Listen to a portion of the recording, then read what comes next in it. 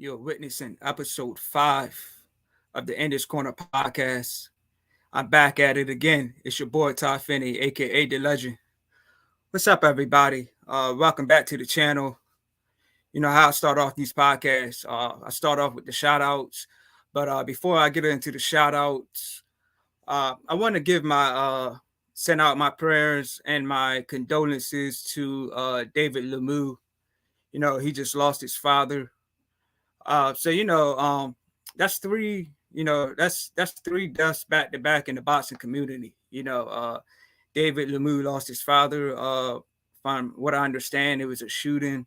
And I said on my last podcast, Lorenzo Smith, he was shot and killed in Texas, and we had a Nigerian boxer that died in the sparring session. So that's three deaths back to back in the boxing community. So I send my prayers and my condolences out to David Lemieux and his family. And I want to start off with the shout outs. I want to give a big shout out to Ohio Runs Boxing and G5 Jeff TV for doing episode 4 with me. That was my first episode where I had 2 special guests, and it was 2 hours strong. 2 hours strong. Definitely a good show. Also, I want to send a shout out to my sister Tweety for leaving the comments. I want to give a shout out to Katrina for watching the whole 2 hours of episode 4. Big shout out to my cousin Lewis. Big shout out to Joseph. Big shout out to Will Stokes. Big shout out to Chris G. All those guys came in and left some comments. Also, big shout out to Ryan Haley. Give me a second. I want to send this link out to a guy.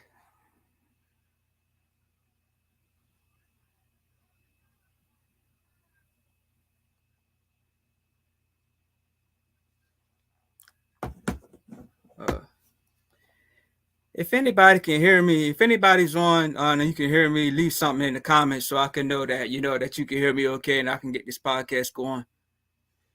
I got up to 50 subscribers on my last podcast. I mentioned I had 40 subscribers, and now I'm up to 50. So big ups to everybody that subscribed. 50 subscribers is not a lot to everybody, but 50 subscribers, for me, only doing 4 podcasts and now having 50 subscribers, I'm definitely, to me, that's definitely, a small accomplishment. I definitely got to take a shot to that. So, what's up, everybody, man? I want to get into these topics for this session. I want to get into, Adrien Broner and Omar Figueroa is now off. It's been called off because Broner, is saying that he has some mental health issues. So now Lipinets is filling in to fight Omar Figueroa this Saturday. And also we got AJ versus Usyk. So I sent the link out to a guy, and he may jump in here in a minute.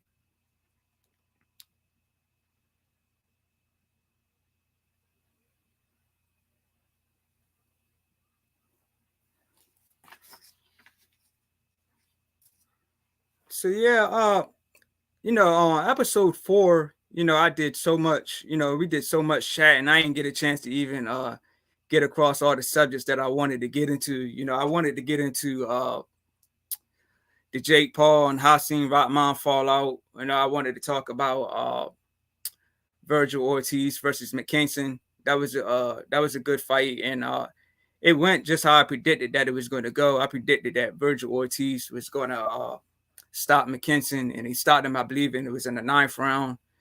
And also, I want to get into Maurice Hooker versus Blair Cobbs. Hooker and Blair Cobbs. That's a fight that I was definitely kind of shocked about. I predicted Hooker to win. Hooker's he's a former champion, but he definitely didn't fight like a champion. To have Terrence Crawford in your corner, and that's came as a shock to me, to lose to Blair Cobbs. But Blair Cobbs was definitely he was definitely in good shape in that fight. And Hooker just didn't fight like a champion, man. I don't know what it was. I know when he fought Virgil Ortiz last year, I was in the building for that fight, and it was a real good fight, and prior to the knockout. But Ortiz, is has a lot of power. He stopped everybody that he's fought. So I'm definitely looking forward to see what happens in Ortiz's future. So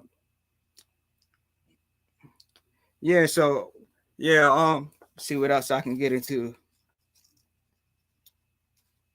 Hank Lundy fought Alex Martin, and Alex Martin and I seen Alex Martin fight on the undercard when I went to see Virgil Ortiz fight Maurice Hooker. Alex Martin fought on the undercard, and I also seen Hank Lundy fight live in Delaware. So I had the experience to see both of those guys fight. So, and I also want to get into the Teofimo Lopez versus Pedro Campo fight. Lopez definitely looked impressive. For his first fight back, coming off the Kambosos loss, he definitely looked good. It was a decent stoppage. So big ups to Teofimo Lopez and his team. For having another victory. Yeah, I also want to get into the Mickey Bay versus Tevin Farmer fallout. They were supposed to fight last Friday, but for some reason that fight got called off. I'm not sure why, but we're gonna get into that in a minute.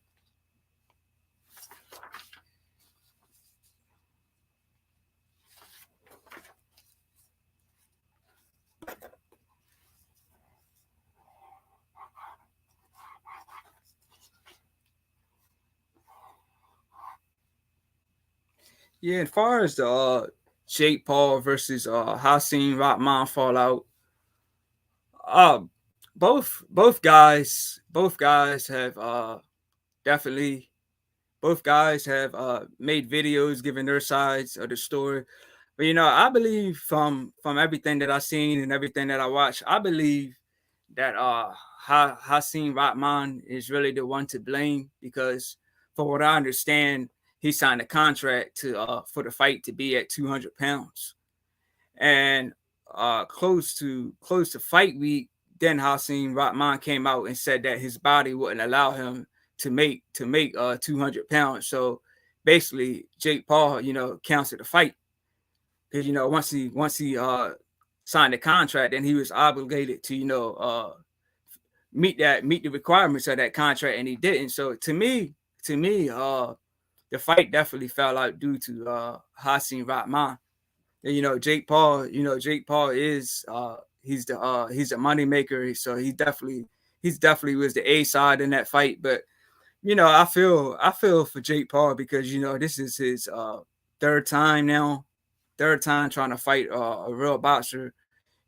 First time with Tommy Fury, in which it fell out due to Tommy Fury having an injury, and then the second fight with Tommy Fury fell out, due to Tommy Fury having some visa issues or travel issues, and now here he is trying to fight, Hasim Rahman. That's three times right there trying to fight a real boxer. So it's not, to me. It's Jake Paul is definitely trying, but just having three fights fall out back to back with real boxers it's got to be devastating for Jake Paul. But big ups to him for trying. Definitely trying to fight a real boxer. So I don't know where Jake Paul goes from here, man. I mean, if I was Jake Paul, man, I just go back to trying to fight basketball players or whoever it is that he can find. So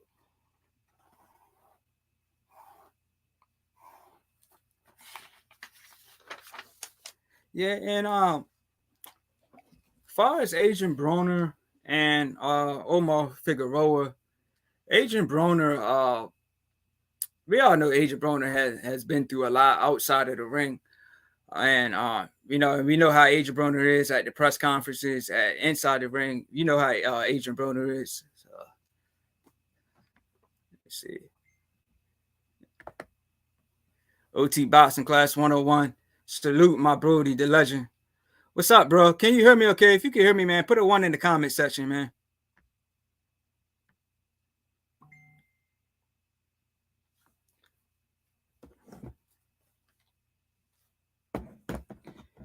Yeah, salute to you, man. What's good, man? Yeah, man, I'm just definitely I got a lot of different subjects I wanted to talk about, man.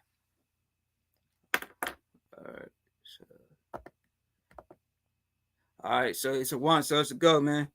Yeah, man, thank you for coming on, man. You the first one to comment in, so salute to you, man. Hey, what's your give me your thoughts on Adrien Broner pulling out of the fight, and give me your thoughts on Omar Figueroa versus Lipinets. That's a tough fight for me to call, man. I don't really have a prediction for that fight, but I would probably go for Lipinets. I seen Lipinets fight live against Lamont Peterson. So I was there for that fight. That was at the MGM Grand in Oxon Hill. So it was tough to see Peterson take a loss in his backyard.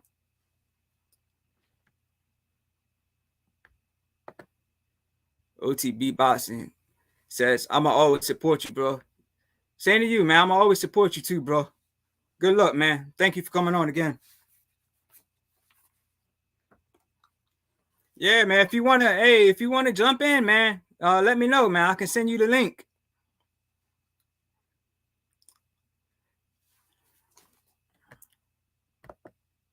So I got Omar because Lipinets at 5-day replacement. Yeah, man, that's a good point, man. We don't know how plus he's coming off the loss against Boots. So getting there with Boots and coming off a knockout loss and taking a fight on a week's notice. That's definitely a tough task for Lipinets. Yeah, so for me, I'm just going with Lipinets. Because we know Omar Figueroa didn't look so good in his last few fights, from what I understand. He didn't look good against Ugas. So I know he had the fight with Robert the Ghost Guerrero, man. I know he had some crazy knockouts in that fight. But yeah, as far as this fight, man, I'm gonna definitely go for Lipinets.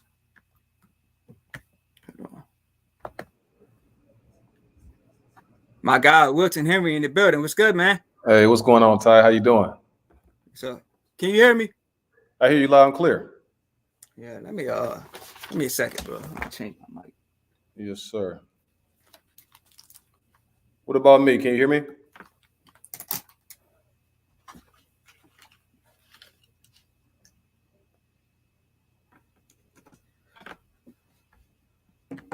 All right. You say you can hear me, right? Yeah, I hear you loud and clear. Can you hear me? Yeah, I hear you, man. I think something was wrong with the mic I was just using. Oh, okay. Yeah. No, it's good. Yeah, so what's good, bro? Man, I can't call it. Just I'm ready to talk boxing with you, man. What we discussing?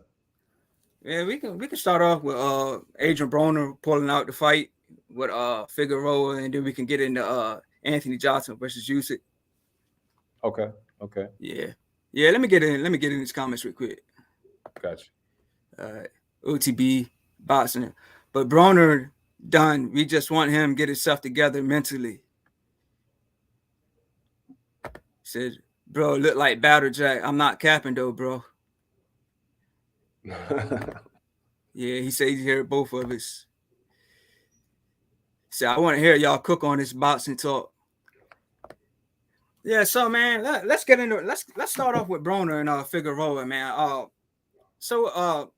If you seen Broner talk with Brian Custer during the press conference, the Zoom press conference, he was basically upset, saying, that they kept pushing his fight back, but here we are at fight week, and now he pulls out of the fight. So, and I was watching the podcast yesterday, and a guy made a good point, and he was saying, when Broner, not too long ago, Broner was in court, and he was telling the judge, that he was broke. So Mhm. if here we are at fight week, and he's pulling out of the fight. Yeah. I So don't know. That so part, how's he getting paid? Is the thing. You know what I'm saying? right. See, Yeah. that part doesn't make sense. But I also heard Broner say that he had money, as Right. well. It was an interview that he did, and that was the interview. Did you see the one when he was talking about having that match with Floyd and that they should Yep. have like an exhibition? Because he was Yep. saying that he had money at that particular time. So I don't know. You know what I mean? It seemed like it could go either way.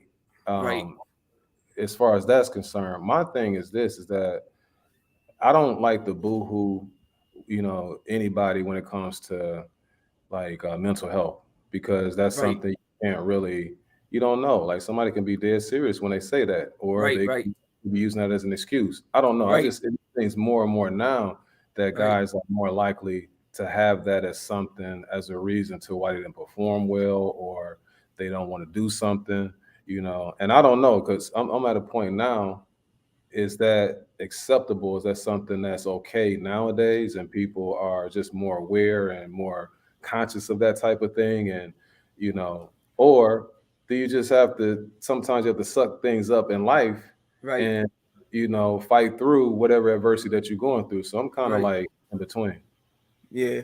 that sort of thing. Yeah. So so now we got Broner that's pulled out of a fight because we got Ryan Garcia that pulled out of a fight. We know that when Danny Garcia fought Benavides after, he mentioned mental health. So that's three fighters, and of course we got Tyson Fury that had his struggles, before he made his comeback. So right there, from the top of my head, that's four fighters. It could be more. You know what I Hmm. mean? But and I asked myself that question. In the future, are we going to have fighters pulling out of fights? Using that, saying mental health. Is it a pattern, or what I'm saying?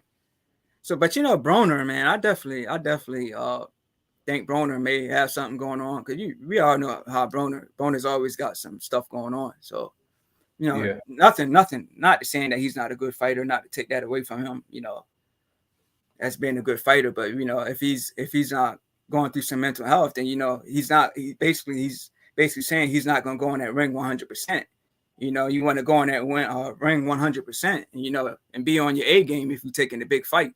Especially to be on Showtime. So to me, it would make sense for him to pull out if he's not going to be 100%.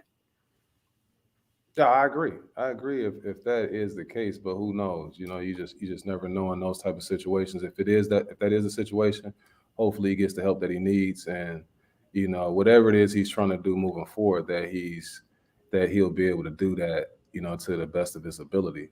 Um, that is just like I said, that's a touchy subject to say because that's a convenient excuse too. Because who's going to True. really push back when somebody says that it's mental health?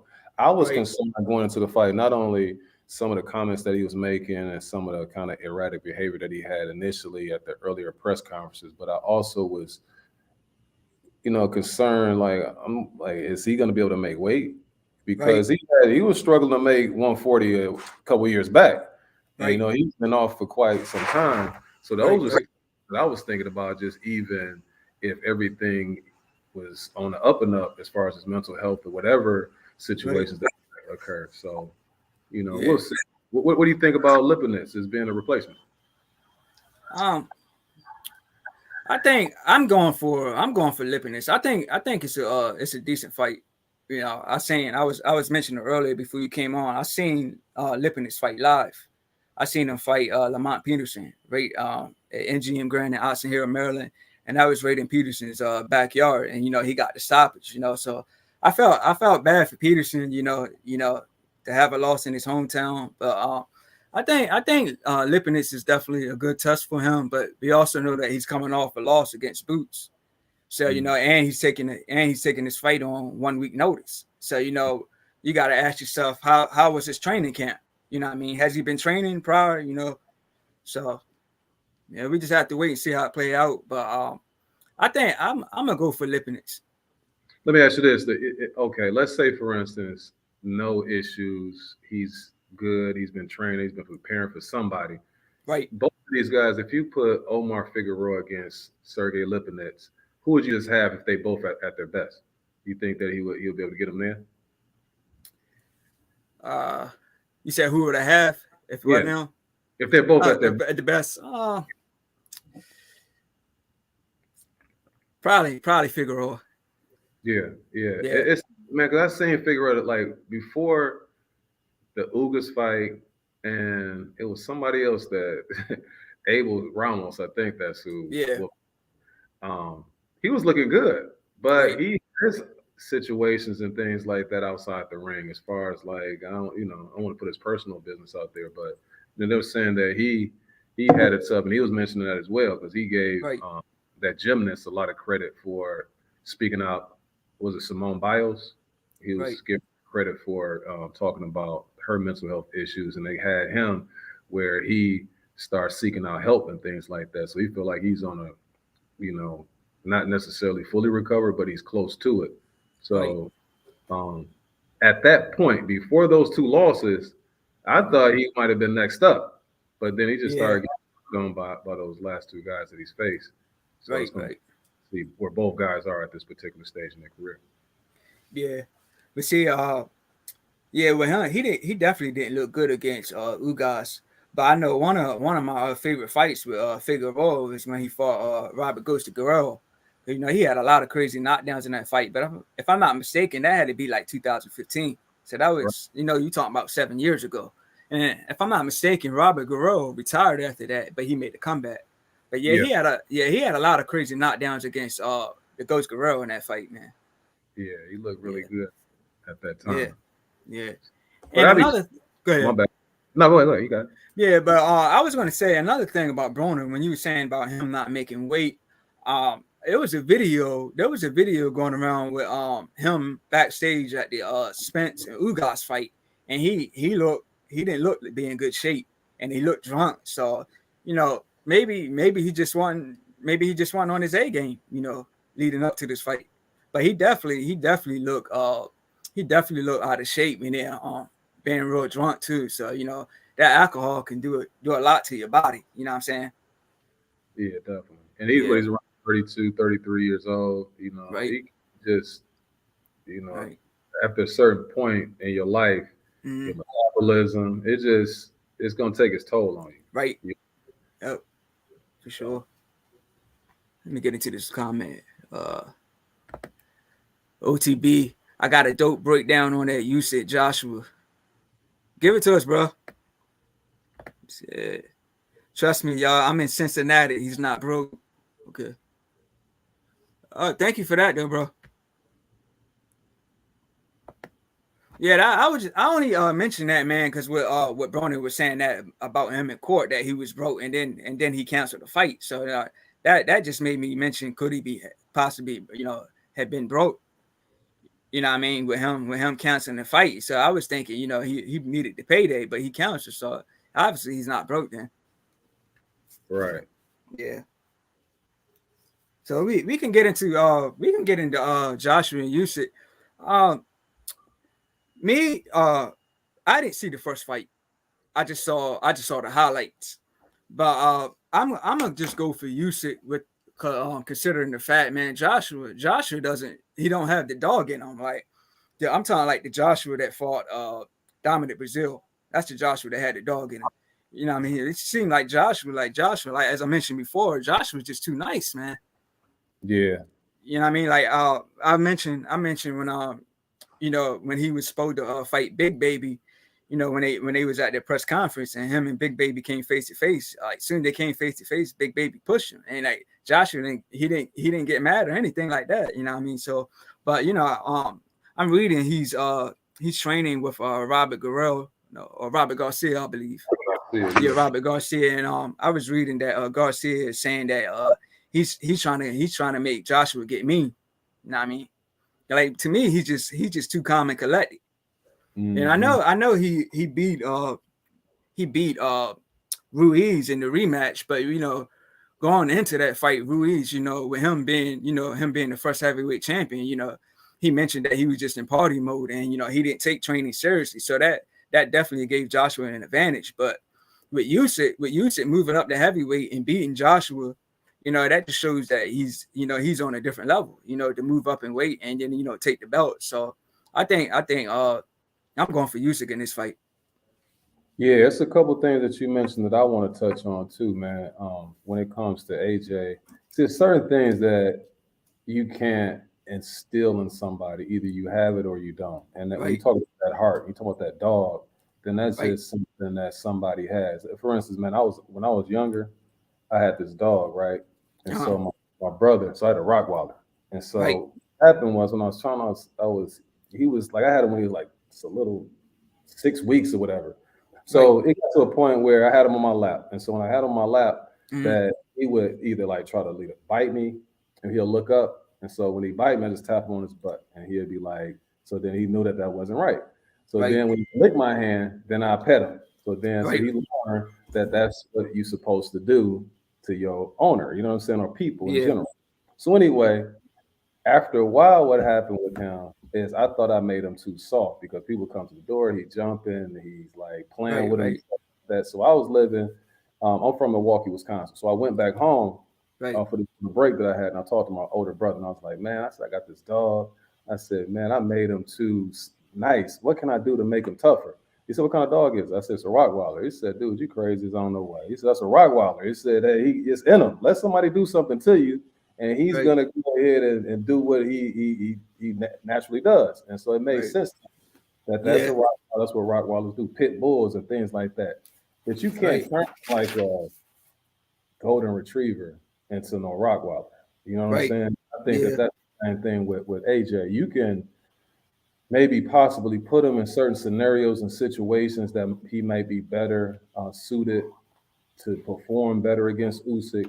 But when it right, comes to the nitty gritty, I think he's just going to resort back to who he is.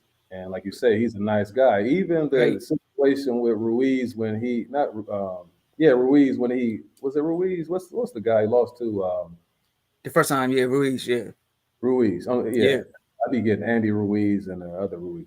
So just him. Remember when Ruiz was asking for his belts or something like that, and he gave it to him before the fight? And I'm like, right, you don't, man, those are your belts. You fought that hard to get them belts. You don't right, just hand it over to anybody. You know what I'm right, saying? Like stuff right, like that. It's just to me, it's not enough. Now the other thing, as far as this fight is concerned, I watched the first one, and I really gained an appreciation for Usyk over time. At first, I'm like, what's the big deal about this dude? Like he just the only thing that I see in him is really I see like some vibrancy in him where he can up the ante and he can fight for a long time without really getting tired. That's when he's like a cruiserweight. Then he started jumping right, the heavyweight a little bit. And right, I'm like, so what is special about him? right, Then when he moved up and he fought against Chisora, now that wasn't a pretty win by any stretch right, of the imagination. And right, true, and I'm gonna tell you why he impressed me because there was certain times in that fight, I think it was around the seventh, eighth round, he could right, have overextended a little bit. He possibly could have got Chisora out of there. But what I saw right, him doing is I saw a guy that was in there that was doing just enough to get the victory. And then he was right, also testing the waters at heavyweight. And so I could then it dawned on me. I said, oh, okay, this dude is a winner. That's what it is. So yeah, then when I started, at first I was like, Anthony Josh was going to whitewash this dude. He's too right, big. He's just too powerful. But when I right, saw that fight, I said, he knows something. And I said, right, well, if Anthony Joshua don't get him out of there early, then it right, might be a long night for him because that herky jerky movement that he has the innate ability to judge distance. And then he hits you enough where it's like you don't, it's not that he's that powerful, but you don't want to mm, get hit too much by some of those shots. So he's going to keep you a little bit reluctant on just coming in there, rushing in at him. And then AJ doesn't like to get hit at all. But anytime he gets right, hit flush, he does that little dance that he does, or he doesn't take those yeah, punches with. So I right, knew right, just that little bit right there yeah, where because he hurt Joshua slightly in that first round. He got his attention at the very least. right, When he did that, then I knew that it was going to be a long night. I said, this is going to be trouble because Anthony Joshua was not going to be just supremely overconfident and able to just rough him up because right, he's worried about some of those shots. And he just gets up. The last thing I'm going to say about Usyk, so when I saw him against Chisora, then I started doing a little bit more research on him. So then I watched him against Joe Joyce in that world boxing series about 10 years ago. Right. Now, Joe Joyce was much faster at that time. But But they fought in amateurs, right? it was that World Series thing that was like right after. It was that the. I don't think that was the amateurs because it was like six, Okay. 7 rounds.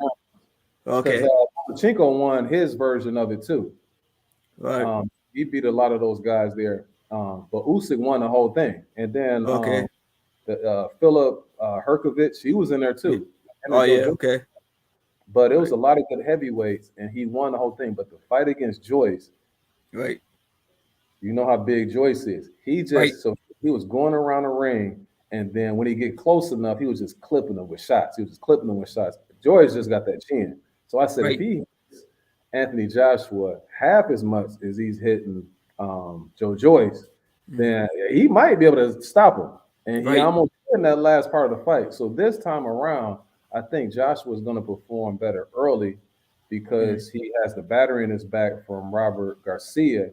Right. But I think that he's going to resort back to who he naturally is, and that's that nice guy who Yeah.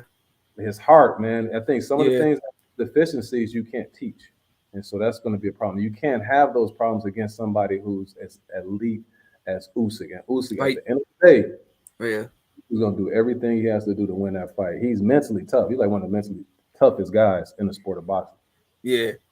Yeah. You made a good point. Well, Usyk versus Chisora, because like Chisora is a journeyman. We know he fights all the top names, but Usyk didn't look so great against Chisora. So you got a good point there. Yeah, but Joshua, like I'm looking for the Joshua that fought Klitschko, that fought Dominic Brazil. But like I said, he definitely showed that dog in him against Dominic Brazil. You know what I mean? So, So, but yeah, what do you you got a good point, man. Yeah, where do you think it went? So if you saying that he looked that way against Brazil and those guys against Klitschko, where did that go? You know what I mean? Where the Anthony Joshua that you talking about? How did it? Why it's not there anymore?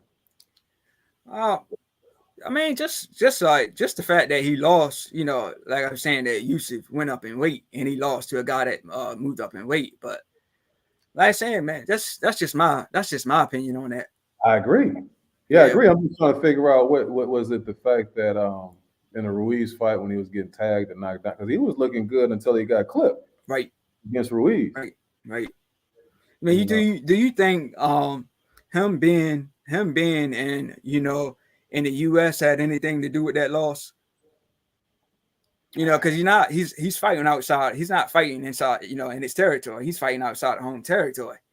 yeah. You know what I mean? So I don't know if that would yeah, have happened in the UK. yeah, right, He may have been able to get Ruiz up out of there when he had him hurt, right, um, and it was a lot. And then also Ruiz was kind of a late replacement opponent right. they put in there. So I don't know. But the other thing that I want to mention is this: I don't know if he's going to do it, but remember when he fought Ruiz the second time, the second go round, he boxed him. He Right, wasn't really trying to engage. right, Now, if he fights Usyk like that, that to me, that's a clear path to victory because I don't see Usyk like that's not his game is to be trying to like hunt you down and stuff like that, right, especially against a big guy like that. I just right, don't know if that's the strategy he's going to use against this smaller guy because from an optic standpoint, it looked crazy for this big dude to be sitting there kind of dancing away from this smaller opponent. But to me, right. that's the easiest path to victory. Yeah, yeah. Let me get into the comments real quick. Yes, sir. Uh, OTB just had knocked out Dylan White before the Ruiz fight. Okay, let's see. Say Usyk could have got Joshua out of there, but he didn't. Usyk slick. That was what made Regis a champion. Yeah, yeah. So you going to go for Joshua in the No, rematch? no, You're I'm not. not. Yes, I see the same thing happening because, like I say, the couple Yeah. things. Usyk, like the person who commented, Mm-hmm. slick. I rarely see him getting hit flush, and so Yeah. it's going to be a matter of Usyk getting respect early. Like once he gets that respect, Mm-hmm. you know, then that's gonna take care of everything. It's like a good point guard, man. Like you control the show, like that jab or something solid. You get somebody with early, especially somebody as timid as Joshua. I Right. think was gonna do it. But Usyk, like I say, to the naked eye, like if you look at him, sometimes he just doesn't look like. So when you think about the top pound for pound fighters as far as his talent, like just jumping off the screen at you, sometimes it doesn't look that way with Usyk. Right. You have to really study him to see, like, dang, he doesn't get hit that much. He's Right. really slippery. Yeah. You know what I mean? He controls the distance. Guys, he's able to hit guys. They can't hit him. Right. That's the thing. And he's done that on a consistent basis each and every time. Like I rarely see him get hit flush with anything. And Right. so you're fighting a bigger guy. And then on the flip side of that, Anthony Joshua, to me, he would have to fight, like he'll have to get somebody that's like a really smaller guy to Hmm. give him the look that Usyk is going to be able to give him. It's like he's fighting a middleweight, the way he's able to move. Right. True. You never fight against anybody like that in a heavyweight division Right. Yeah. because they don't move like that. Yeah. He's good on his feet for sure. Yeah, Yeah. yeah, Yeah. So I'm going. Yeah. I'm definitely going for Usyk in that fight, and as far as Figueroa and Lipin, I'm gonna go for Lipin. So that's my prediction. For the fights this weekend is those two. yeah. You Yeah. got interest in that Navarrete fight? Uh, Not really. Yeah, We can get into that though. yeah. I'm not. We don't have to now. I'm telling you because Yeah. I think because even the way they're talking about it, they're already like Bob Arum is already talking about Navarrete facing Shakur or Navarrete facing this guy. Right. So I can't see him being that confident if he was facing somebody who really had a legitimate shot at defeating him. Yeah. You know, Yeah. But I do want to see what's his name, Philip versus, is a guy named Hang. Is that how you say his name? is Jean or something like that. Shashan. Yeah. Okay. Who you think's gonna win between them two? Oh, yeah, now you're talking, man. Now you're Yeah. talking. That's Right. gonna be a good one. I didn't know who Jean was until I did my research yesterday. So I looked over some of his fights, Yeah. and he's pretty impressive. Like he's a big, Yeah. Yeah. strong, Yeah. left-handed Right. guy. Yeah. Um, he I has some skills, especially on the inside. Like he has some really sneaky stuff on the inside. Yeah. Left hand, nice right hook, especially from the first rounds 1 through 4. Now, what Right. really had me thinking, and he has Olympic or amateur pedigree too. He was a silver medalist in 2008, I believe. Um, Right. so he has that. The only thing is his opposition, and that's what Right. Hercules do. Right. They both lack the opposition, but it was a fight that he had against Jerry Forrest that it kind of had me scratching my head a little bit. So that's what I'm a little bit concerned about. Now Jerry Forrest fights nothing like Herkovich. It's just the Right. fact that he was able to withstand what John did, and he looked amazing the first 3 rounds. He was knocking them all over the ring. I thought that it was no way in the world Forrest was going to survive the first 3, 4 rounds, but he was able Right. to. Did you see that fight? No, I didn't see that one. Oh my God! So okay, Forrest survives, and then it got to the point where Zahn was so tired that he couldn't barely lift his arms. It ended up being a draw, just based on the Okay. fact that he just had nothing left in the tank. He almost got stopped. Not that he was ever hurt that bad, but he was just that dog tired. Right? They may even have to had an ambulance or something like that to come get him. So that's the reason why I'm going with Herkovich is because I think that, and Herkovich fought Joe Joyce earlier in that World Series of Boxing, and those guys were Mm. tagging each other with some serious shots. I'm just Oh, thinking that Joyce, with his power, if he was mm. able to absorb those punches from Joe Joyce, Right. then I think that he should be able, if he's ever in that situation against Zhang, that he'll be Right. able to absorb it enough to withstand, whatever adversity he may endure, that first half of the fight. But I think that it's all him after round 5. Now, the last thing I'm gonna say about that is that Zong, that was also around the time. Remember when guys was having like a difficult time finding sparring partners because of COVID and all of those type of things? Right. That was around that Right. time. So Right. that could Right. have contributed to him the way he looked and his stamina. So I don't know. But just Yeah. based on that Forrest fight, that's what I'm going with. Herkovich, like 5th or 6th round. I think he's gonna Yeah. get him out Yeah. of I'm there. going for Helkovic too. I know he's a lot younger. From what I understand, he's an older fighter. He's almost 40, like 39. Yeah. Yeah, so considering that, and Hogovich, his height, and like I was saying, I think he's definitely fought the better opposition. I'm not really too familiar with all of his opponents, but I do know he fought Eric Molina, and I tell you, Amir Mansour, like he's a fighter that that I've seen fight live a whole bunch of times. I know he fought Hogovich right in his hometown with Croatia or whatever. Mm. Yeah, I know he fought him there, and he got stopped like probably like the third round or something like that. So I think he's definitely fought the better opposition. He's got the youth, and he's got the height and the reach. So but it's definitely interesting, man. It's definitely an interesting fight for sure. And Yeah. Hergovich got some footage out there. If you haven't had a chance, take a look at him and the Bronze Bomber. So him and Deontay Wilder, Oh they yeah. got some footage out there, and he was impressive. Oh He was yeah. impressive against, yep. So that's Okay. something. So as far as not only he probably had like a slightly better resume, but Right. also the sparring and things like that, he's gonna have the upper hand in that area as well.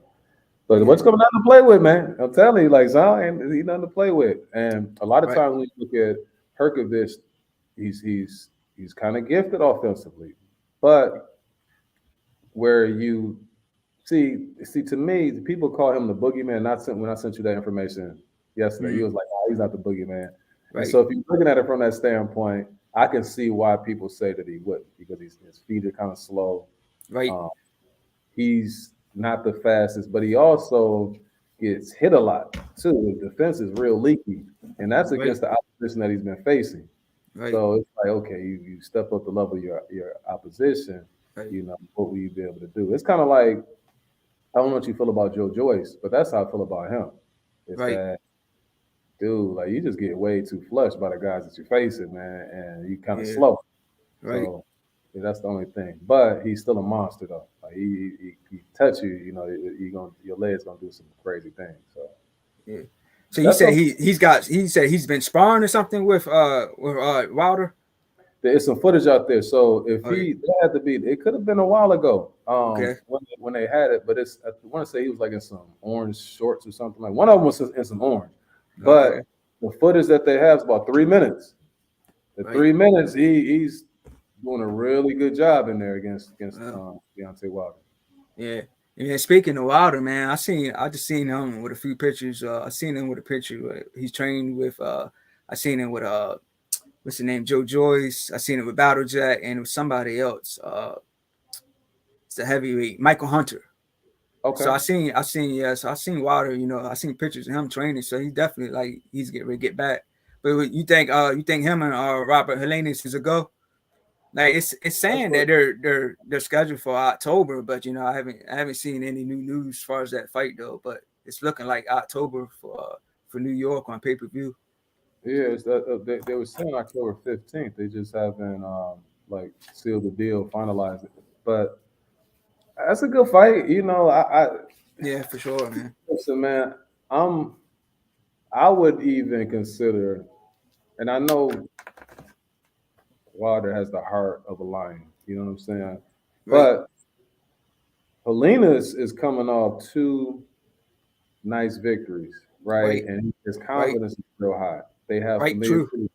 so that it could go either way as far as like the familiarity that they have because they have sparred with each other. Right. Um, I just hope the Bronx Yeah. Bomber is right. But at the very least, I'm glad that he's not fighting somebody who's more powerful. Like Helena's True. can punch, but he's not like a KO artist. So I'm Right. glad to see that part of it, and hopefully, he can gain his confidence back, and Right. we can see him the way he was before, Yeah. the last two Fury fights. You know, Yeah.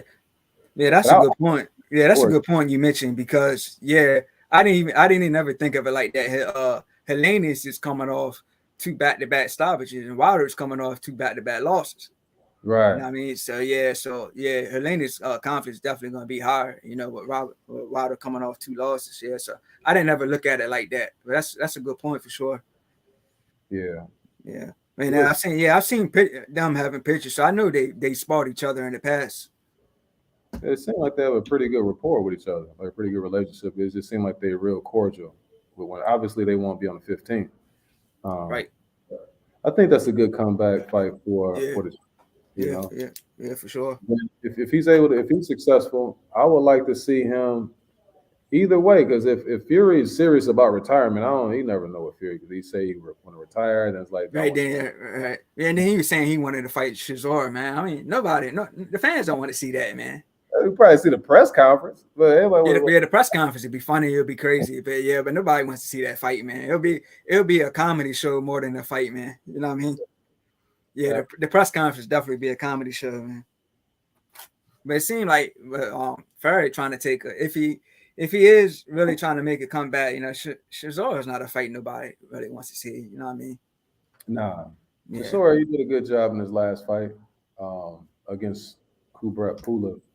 right, He got back in the winning column, and that was good to see. But as far as him fighting some of those upper echelon heavyweights, the only one that you probably still would want to see, and that's because he's coming off 2 losses, is Wilder. Like right, that'd be right, like, but Fury, who's holds one of the heavyweight belts, you know what I mean? Like at this point, you want to see him either against Joshua, right, Usyk, right. somebody like that, or even a Hergovich or something like that. Not Yeah, yeah, for sure. That's a good one. yeah, Yeah, yeah. It's gonna be interesting to see, man. but I So like. I was saying, when I did episode 4, man, it was a lot of subjects that I didn't get a chance to get into. So I okay, know, what's the name, Virgil Ortiz and Mick Kinson. I didn't get into Maurice Hooker versus Blair Cobbs. You see both of those fights? yeah, you want to start with the Ortiz first? Yeah, yeah, it predicted how I expected, but I thought Virgil would got him out of there earlier, maybe around like 6th round. But I just knew it was gonna end like that because McKinson only having two KOs and like 20 some fights, man. That's real feather fisted. You know what I Mhm. mean? But I mean he did good. He did good. Don't get me wrong, he did good, man. But yeah, he just didn't have the power to keep Virgil off of him. Yeah, Yeah, yeah. I was impressed with both guys, though. Ty, yeah, to be honest with you, I was like you. I was expecting like before the 6th. I thought Virgil would get right, him out of there. right, Just not even knowing much about McKinson, but understanding that he only had 2 KOs. right, But what he possesses, what I saw inside that ring, is somebody, for one, who hadn't lost before. He right, said he had never been hurt before. right, So that's something that he just doesn't. It just has to be done to him. It's not something that he can be like, oh man, I'm hurt again. Like, nah, he's serious. And then he has confidence. Like when he was coming in the ring, he was unbothered and everything. I was like, damn, right. this guy Yeah, really. yeah, So that was impressive on his end. And then the other thing, what I noticed about him is he doesn't have power, but he's strong. He right, has a solid base, and he's able to grapple with guys on the inside and maybe frustrate them, also maybe tire them out a little bit. And right, so that's the tactic that he used. But I think Virgil, if Virgil didn't have such a long layoff, I think he would have gotten him out of there sooner. What he was doing throughout that fight that I was impressed with, he was landing those body shots throughout. It's just when he was going up top, he was a right, little wild. He was winging some shots, and right. it seemed like it took him some time to get, back adjusted, after Yeah, that layoff. But all in all, I was impressed with the fact that he fought a guy who was undefeated, true. and the guy was pretty savvy. You know what I Yeah, mean? And ended yeah, up figuring him out, breaking right, him down, and then the way he finished him. So he knocked him down in the 8th round with that body shot. right, So then he come back, or it was either 7th or 8th, but then he come back the following round and he mm, touched. It wasn't even as hard as it was before, but he touched him right, right in the same spot, just to right. go ahead and let him know, like Yeah, he felt that, then it was over. So I was yeah, impressed with that. And then this is the last thing I'm gonna say about that. I think that the matchmakers did a really good job for Virgil in this sense, is that the top guys, right, Boots, Earl Spence, right, um, Terrence Crawford. Either they are left-handed or they can switch. So you right, just fought against a guy who's going to give you a look from that angle, who's not as dangerous, but you're still getting a good look from that angle when you have to fight against those guys. So, I just thought it was all in all a good victory for him. yeah. I mean, I just want to add that just cause a fighter is feather fisted doesn't mean they're not a good fighter or they're not skilled. Because we can take Paulie Malignaggi. He's a former champion. He didn't have power at all, but he's still a former champion. Right, right. Yeah, It's all about a lot of times. Like I say, man, getting that respect though too. Like I think, yeah, if you have enough power where it's respectable enough, where it's like you just can't run up in here on me, then I think that you'll be good. But obviously you want to have a little bit more power to be able to knock more than two guys out in 20 something wins, though. right, But I right. think, I think McKinson might be he might be a tough out for some of those guys. At least he'll give them a run for their money. Some of them other guys that was. So I don't think he'll beat them.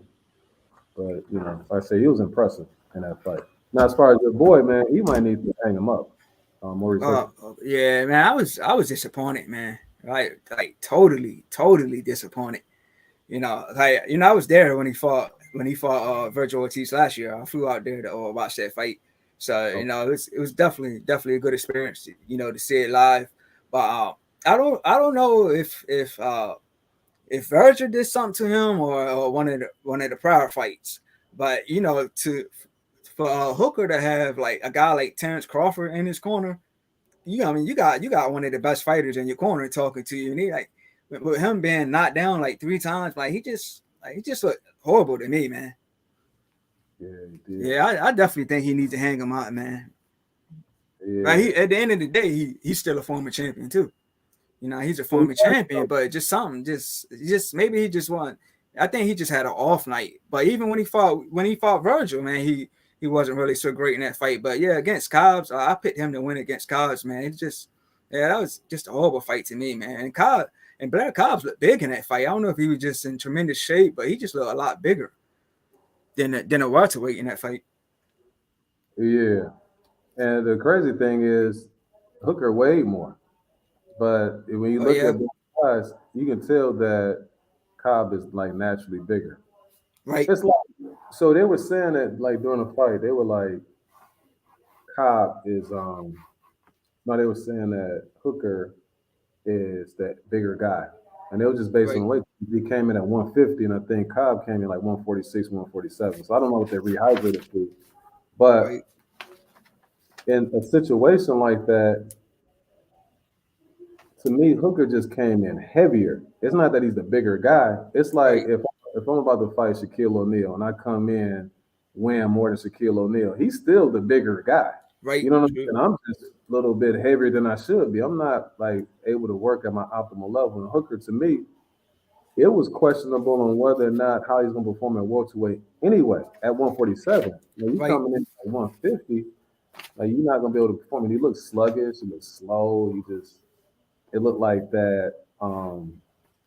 Like you said, was it the Ortiz fight that kind of beat something out yeah, of him? Was yeah, other? Yeah, I don't know what to say, man. He definitely needs some time off. But right, yeah, and the other thing is, dude, get down and weight, man. Like I don't know, like what you can get down to, but those right, that's not weight. It's no 150. right, right. That's Yeah. not. But on the flip side of that, what you think about Kyle, man? Cobb, I think that was definitely a impressive win for him. Coming off the loss that he had. Because he Mm. was stopped in his last fight. It didn't look very very bad, but yeah, to beat a former champion is definitely a good look for him. So, uh, I think he definitely got a good future. But what would be a good fight with him would be with Miro Foley. Bro, Yeah, yeah. That would be a comedy show too, man. yeah, Rolly. Yeah. Yeah, that Uh, would definitely be a comedy show, man. heck, nah, that's just too much right there. Yeah. They have to do like a comedy show. You know what I'm saying? Right, Like right. Yeah. they go straight to the improv, man. Yeah. But no, I thought it was a good win for him to get back into the win column Yeah, because I yeah, didn't know yeah, what for sure, man. Yeah, for sure. I didn't know what to expect from him. But Yeah. Hooker was the favorite. Going. I think it's like 3-1, 4-1 favorite going into that Yeah, fight. he was the favorite. Most people I knew was going for him. Like I said, that's why I was just disappointed in how he performed, man. Yeah. Yeah. So I want like since I was saying you, I didn't get into the Jake Paul versus Hakeem Rahman fallout. Who do you think is to blame? Like I seen all right. Before we get into that, this is this is Jake Paul's um, third time trying to fight a real fighter. First 2 times with Tommy Fury. First time, I believe Tommy Fury pulled out due to an injury. Second time was due to visa issues, traveling issues, and now here is trying to fight another boxer. Now, from what I understand, that Hakeem Rahman signed a contract to fight at 200 pounds, and close to fight, he basically was saying that his body wouldn't allow to make 200 pounds. So to me, he didn't fulfill his obligations when he signed the contract. You know, he signed a contract to make 200 pounds, and then when it's getting closer to fight, you saying you can't make weight. So Yeah. and then from what I understand, Jake Paul basically said, okay, no fight then, because Jake Paul is the A side, you know, because you know he's the one that's bringing in the money and all that. So he's the A side. But what you think? What's your opinion on it?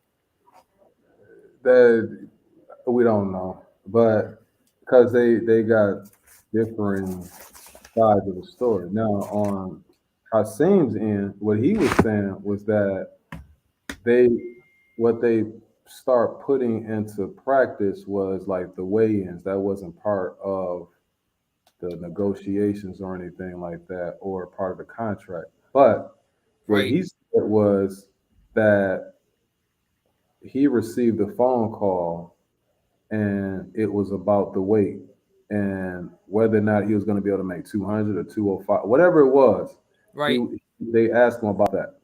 So whatever cutoff that they had, whether it was 200 or 205, they right. said you're gonna have to agree by 12 o'clock at night. And so what he said that he was doing was he was just trying to negotiate. Where if Okay, somebody give you something to negotiate with, you try to go high and see if you can get it. If you don't get it, at least they might try to negotiate. Let's say, for instance, it was 200, and they say, "Well, no, we're not going 215. We'll go 205," and right. then at least he got something out of the situation. But what Yeah, he said was, when he was just in the process of negotiation, he said, "Whatever they said that I was going to have to do, I was going to do it because I signed a contract." right. But they cut off negotiations as soon as he said 215. They called Mm, around 8:30, and they were saying the fight's off. Like, no, he's has these crazy demands. So that's what he's saying that happened. I don't mm, know. You know what I'm saying? right. Yeah, But I was hoping to see it. Now, if Jake was going to take that fight, right, if he was going to have to get down, I don't think at 200 that's too small for Rockmont. Now right, 205 maybe yeah, he would have been okay, but not right, 200 because he was struggling to make 205. right. Now I'm surprised, even though Rockmont just got knocked out, Mm, Jake's been beating the guys that he's been facing. Like you said, exactly. he hasn't fought a pro. Right. See, that's different, man. I remember I was in this gym, right? Mm, It was in Jackson, Mississippi. It was um, Power. What was that? Powerhouse Gym, Jackson, Mississippi. This was a while ago. So I'm in oh the yeah. gym and I see this guy. He just hitting the bag, like he just jabbing the bag, and then Mm, he might do a little combination, whatever. So I was mm, talking to the owner. I said, who is that? He said, he used to box back in the day. And then I started talking to him. He said, yeah, I had my career. The biggest name I fought was the white Muhammad Kawi. And he was explaining. I was like, yeah, I can tell that you fought somebody like that just based on what he was doing.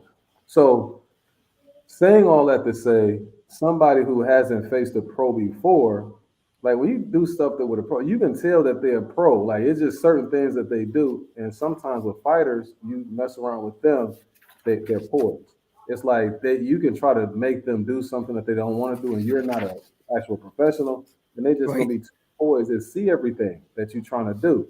And so right, that's what I was surprised. If Jake take this fight, man, I really had to give him major kudos because of the fact that no amateur experience and right, you haven't fought a pro and you sit up there going to fight a pro at this particular point in your career, right. then I would give him, like I say, major kudos for that. Yeah. So Yeah, so yeah, big ups to Jake Paul for sure. But you know that that's 3 fights that's fell out. We got Jake Paul versus Hashi Rahman that fell out. We got Broner and Omar Figueroa, and then from what I understand, that Mickey Bay and Tevin Farmer it was supposed to happen Friday, and that fight didn't happen. You hear Yeah. anything about that? Yeah, it's something about their pay. The first time Right. that they were supposed to fight, it was over there in the Middle East, and Mm-hmm. they end up having a situation with one of the leaders of one of those countries, those out there. Something happened to them, so they called the event off, and so they postponed it to last week, and they were Right. supposed to have it in Phoenix.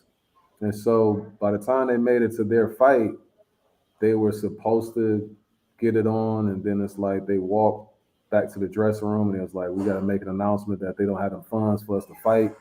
And so that was just a crazy situation because I was looking for it on to see where I can find it, like to watch it, actually watch it, and I couldn't find it anywhere. So I kept checking Box Rec.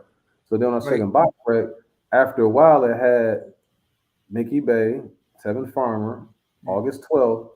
Then after a while, it just had a question mark by it.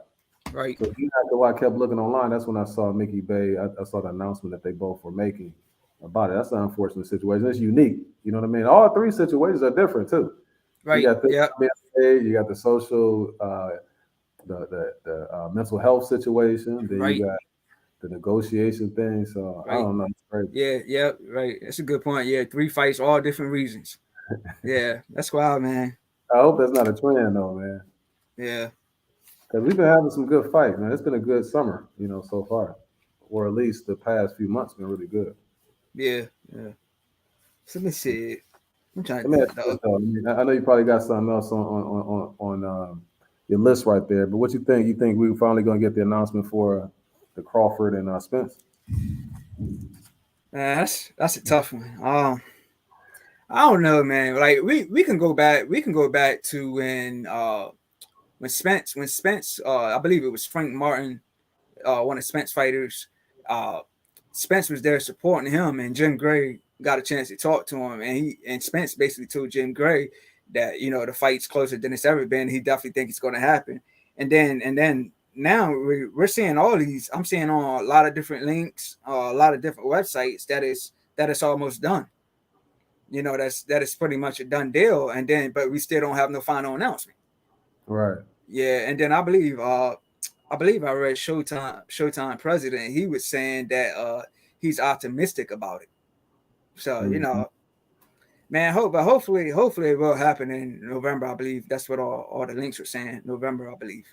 Yeah, that's what they're saying. It's hard to. I mean, at one point I was here in October. At one point, Mm-hmm. then like now everybody's like, no, it's November this or whatever. So I mean, we'll see. I'm just Mm-hmm. they have to have that fight, man. They Right, can't play around. They see, and that's the thing about boxing too, is mm-hmm. that it's they kick themselves, you know, or they stump their foot every time because of stuff like that. You have the Spence fight that's taking so long, Crawford and Spence. You got Right, guys even like B Ball and Better B. Like, dude, like the iron is hot right now. Both of y'all just had good victories or great victories. Why not just go ahead and take care of that big fight right then and there? Then you had like Joshua and Wilder who never got into the ring. And it's like it's hard to get those casual fans like to truly support the right, sport of boxing because you right, always have those type of situations. right. Or they may throw a fight at you out of left field that doesn't even make any sense, but then it's going to be lucrative for some, like the Eubank and Ben fight. Like to me, on the Yeah, outside, it don't make sense.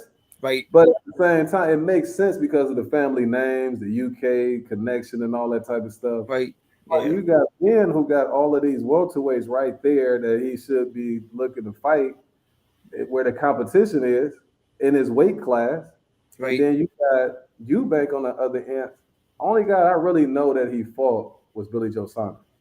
But you Right, got they're gonna make a whole bunch of money and they're gonna sell out. But it's crazy because it's more of like a circus type thing as opposed to like a competitive match, like the best fighting the best. right. If they ever get back to that, then I think that you can have boxing where it used to be. But that's the Yeah, reason why UFC is like competing so much with boxing because I look at, and I'm not a UFC guy, but right. every time that I watch it, they'll have like one of their better fighters fighting against another guy, and then if there's somebody else out there that's supposed to be good, then they'll be like, oh yeah, he's set to fight him next in two Right. months, and then the fans will go crazy. They got something else to look forward to, and it's like in boxing, you sitting there, Ryan Garcia and Tank Davis. You know what I'm saying? It's like every time Yeah. we win, Right. it's like you're supposed to fight him, then they don't Right. have dudes Yeah. of Devin Haney. You know what I'm saying? It's just Yeah. it's, Yeah, for sure, man. Like, of course, we can go back to Mayweather Pacquiao. It happened, but it just happened years too late. yeah, Yeah, it yeah, happened years too late. And then we can take, everybody wanted Wilder and Joshua, but they both taking two losses now. right. So it's not it doesn't have that lackluster like it would have been if they didn't lose. You know what I If mean? they And of course, I always wanted to see uh Jamal Charlo and Demetrius Andre. But from what I understand, I don't know if it was Jamel or Jamal, but from what I understand, Andre was supposed to fight one of them years ago, but he didn't like the purse. I believe the purse was 300,000, and he wasn't satisfied with that purse. So Mhm. like yeah, it's a lot of these big fights, man, that that could have happened and just didn't, and it's always an issue. Yeah. And now Andre, from what I understand, he's not with Matchroom anymore. Mm. So I believe he may have even more trouble finding fights, because Andre was fighting like once a year before he got with Eddie Hearn, and then once he got with Eddie Hearn, he was definitely a busy fighter. He still wasn't fighting the names that everybody wanted to see him fight. But now I hear that his contract is up with Matchroom, so I wonder what happened with his career now. It's going to be interesting to see. I see that they have that mandatory that he's supposed to face. Right? Yeah, I, I can't uh, pronounce the guy's name. Yeah, he's got a funny name. Yeah. it's a similar situation. It's like how his career has been going. You Right. know, he said it's going to be. It could go either way. What if he signs with? I don't know. Whoever has, I would say PBC would probably be. I don't know because if, but see, like you said with the Charlos, they not messing with him anymore because they said we were supposed to fight before and you backed out. So I Right. don't know, even if he does sign with them, if that would help Mhm. end up getting in the ring with them now. But I just want Right. to see him fighting somebody though, man. I'm tired of Right. seeing the same Like, and dude. Jamal Charlo, his last fight was called off, I believe, because he was injured. And Mm, the funny thing is, like, it's like Mel is undisputed now. So Mel's knocking out all the champions. He's undisputed. He's knocked out all the champions to get those belts. But it seems like on the other hand, Maul's not really doing much. right. But Yeah. Maul still fought some decent guys. But a lot of people are not happy with the competition that he's fought. What's the guy's name? Derchenko or something like that. Yeah. Okay, he did good against him. I mean, Yeah. that was a good name on his on his resume for sure. But a lot of people just saying Maul's definitely not fighting anybody. Yeah, I think that some of it is due to him. I think sometimes he's cool with, okay, I get this 2 million right here. You want me to fight him? I'll go ahead and collect that 2 million, fight this person. And then on the other side of that too is that you got a guys who don't really want to fight him. Like it's Right. kind of hard to get. I don't know how you feel about that, but I don't think Triple G and those guys were really like eager to lace him up with Jamal either. You know what I'm saying? Right. So got that part of it, and it wasn't like he was making that big of a fuss to get him in the ring. So it's like kind of a Yeah. stalemate there. Yeah. So it's kind of tricky. But you like you said, his brother want all the smoke. You know what I'm saying? He wants Yeah. them. Yeah. You Yeah. know. And I don't know if you know, but Jamel is one of my favorite fighters, man. He's number one on my list of being a favorite fighter. And like I said, all the belts we can start out with Tony Harrison. All the belts that he's got by knocking out his opponent. He Mhm. I don't believe he lost to Tony Harrison the first fight, but he got his redemption and knocked him out. He's knocked out Rosario, and of course that was a crazy body shot, and he won two belts off of him, and then of course Brian Castano. So he's fighting champions and knocking them out. Oh yeah. Yeah. So and he's fighting Tim Zoo. Well, I don't think Tim Zoo want that smoke, man. I think Tim Zoo taking this fight too early, man. Yeah.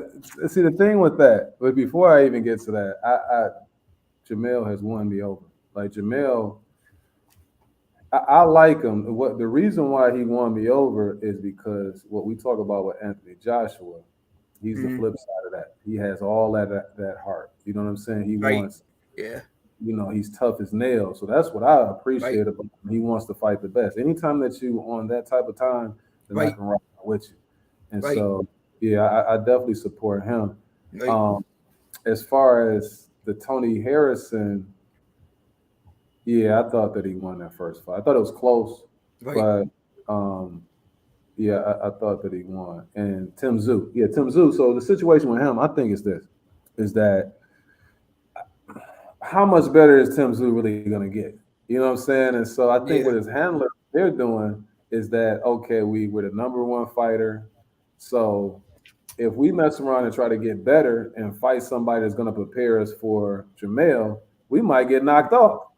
So Right. why not just go ahead and get in there and get that payday, Right. and see if he can go ahead and win, maybe he might get lucky, maybe he's better than what we think. Right. But I think it's the risk of losing before they can get to the mountaintop. So they Yeah. just, they might be cashing them out a little bit. You know what I'm Yeah. saying? Yeah. And one thing when I was talking about with the guys on one of the podcasts, I believe it was the last podcast I did, uh Jamel had to fight three champions to get those belts. Now you got Tim Zoo who's fighting Jamel, if I'm not mistaken, for all four of those belts, right? So Mhm. Jamel had to he had to go through he had to go through hell to get those titles, and now you got a guy like Tim Zoo who gets it in one shot. You know what I mean? So to me, it seemed like he should fight maybe for just one of the title. You know what I mean? Not all four, but I guess it don't work like that. I guess with that fan base that he'll bring that's coming from Australia, that they Right, sometimes bypass that because um, even like the Danny Garcia, you know what I'm saying? right, I'm sure that if they get the opportunity to allow him to bypass a lot of those guys who put a lot of work in at 154, that they might right, even do that because of the name recognition and things like that, which right. is Yeah, unfortunate. With Tim Zoo, I would think if in a perfect boxing world, that he would at least have to now. Goucher may have been an eliminator. I don't know, but I don't think Goucher, if that was an eliminator, I right, think he should have had to face somebody stiffer than a right. Goucher in order to Yeah, get that number one spot. yeah, You yeah. know. I'm not a big fan of Goucher, man. Not to take nothing against away from him being a good fighter, now, but I'm not. Yeah, I'm not a fan of Goucher, man. No, I just don't think that he's up there with those top guys. He's a good Right, little fighter, you know what I'm saying? But at the right, same time, he's not somebody that should be in a matchup to declare who's the mandatory for. He might beat somebody. right, Then if he ended up beating that person, then they can put him in a fight like that. But at this stage, he hasn't shown me anything, right. Yeah, you know, that. yeah. So I mean, for Tim Zoo to beat Goucher and then get a shot at Jamel is just like who? I mean, who's Tim Zoo really been in there with? I'm not too familiar with him other than fighting Goucher. You know what I'm saying? You know who he beat? Who? Jeff, Jeff Horn. Oh yeah. Oh, he beat Jeff Warren. That's right. That's right. Yeah, you're right about it. Yeah, he did Jeff beat Jeff Horn, Warren. yeah, Jeff. I don't know. I think Jeff Horn had moved up to 154, Okay. and I think with Jeff Horn, the thing that he was benefiting off of was that he was bigger than the guys that he was facing. Like he was way bigger than Manny. He was bigger than Crawford, but Crawford was just too skilled and too good, Yeah. to Right. overcome that. But you put him Yeah. at 154, he don't have those advantages, and Right. so guys will run through him because he's not that skilled.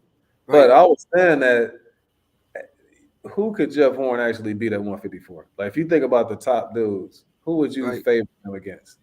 You know what I'm saying? But that's the other guy that I know on his resume Right. outside Right. Yeah, Boucher. you're right. Yeah. And yeah, and speaking of Danny Garcia, uh who you think's a good fight for him, since he moved up in weight? Like me, I would like to see him against Tony Harrison is a good name to me. But I was Jared. I don't know what's up with Jared Hurd, man. But I won't want to see Jared Hurd and Danny Garcia, man. Hurd takes way too many punches, man. But I think Tony Harrison is a good name for him. Listen, I'm gonna tell you like this. Like, okay, ideally, so you saying like who would I like to see him fight, Yeah, or if I yeah, was Danny Garcia, who would I fight? yeah. Like, who would you like to see Danny Garcia fight since he just won over over Benavidez moving up in weight? I mean, Um, so I mean, what you think the future looks like for him? so I think that cooler heads are gonna prevail. They're not gonna put him against no dang on Tony Harrison. Mm-hmm. See, Danny Garcia, I don't think that's not a good matchup for him Right, because I think that with that jab, he'd be peppering him. I think he might even outwork Danny Garcia. And what I noticed with Danny Garcia in his fight against Benavidez is now he may get acclimated to the weight class, right. but he didn't seem that powerful. It seemed like he's that punch isn't going to be the same at 154 as it True. was at 147, Yeah, especially 140. So yeah, you get true. up there fighting those guys. Mm, Um, he looked a little small to me against Benavidez. So right, I'm just you talking about a guy in the weight class who has the probably the longest reach or one of the longest reach, nice jab, got right, that good 1-2. I don't think that's a good matchup for him. So if I was him, I would stay away from him. I would like to see it right. and make it, but I don't think that they would put him at risk like that. Yeah. What I think that he may be able to do is the fighting. What is this? The tower, the inferno, the towering inferno. Fandor. Fandora. Fandor. Yeah, The yeah, reason why I say Fandora is because Fandora be leaving himself open a lot for them hooks. yeah, You know what I'm saying? And that might be, but until it gets to the point where he's able to deliver the hook, because Fandora gonna be putting a lot of pressure on him, yeah, and a lot of punches. yeah, But I could see that maybe. yeah. 154 is tough, man. Like that's a tough division. And the other thing he mentioned, you talking about Laura, I think that's a bad matchup for him. I don't Yeah, think Lord. Yeah, that'll be a good one. Yeah, I think that'll be a good one. Yeah. you But think see, who's favor in that fight? between him and Law, Yeah. probably go Danny Garcia. You think so? Yeah. Yeah, like man, for some reason to me, man, Law, I don't know what it is, man. Law's fights recently be boring, man. But don't get me wrong, his fight against Jared Hurd was good. Even though he lost, he put a whooping on Hurd. But like man, to me, a lot of Law's fights are boring, man. But and speaking and as far as Tony Harrison, um, yeah, Tony Harrison. The thing about him, man, he fades. He fades He in the later does. rounds. He Yeah, does. he fades in the later rounds. So does he got the tank? Does he got the tank? To fight Danny Garcia? You know what I mean? That would be the question there. But I think that he has such a lead. And Danny Garcia, like I said, I'm concerned about his power at 154 Yeah. against some of those tougher. Because Benavidez to me is okay. Don't Right. get me wrong, but like Tony Harrison, the Tony Harrison that was fighting against Charlo Mm. was in the ring with Danny Garcia. I don't see Danny Garcia getting a victory against him. Now, the other guys that he may be able to get in there with, because if you're talking about 154, you still gotta factor in like a Lubin or somebody like that. So I Right. can see him, taking on somebody like that, another fight like that, and Yeah. then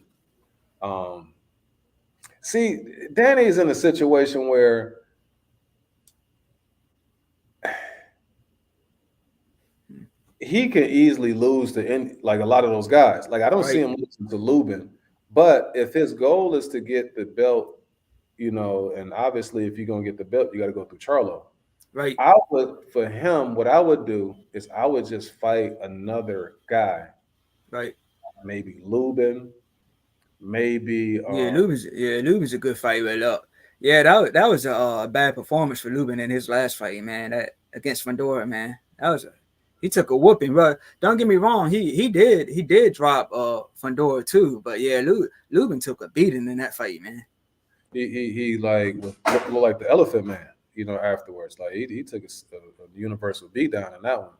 Right, But so I don't know how long he'd be out, but somebody like that, maybe Liam Smith or somebody like that. I just want yeah, him to get acclimated to the weight and then fight somebody like Charlo and let the chips fall where they may, because he right, doesn't have that much left. Um, or many fights left. I didn't like, but I'm gonna say this too. When he was talking about the mental health situation, Right, again, I don't like the boo-hoo anybody who mentions that sort of thing and that they're going through something.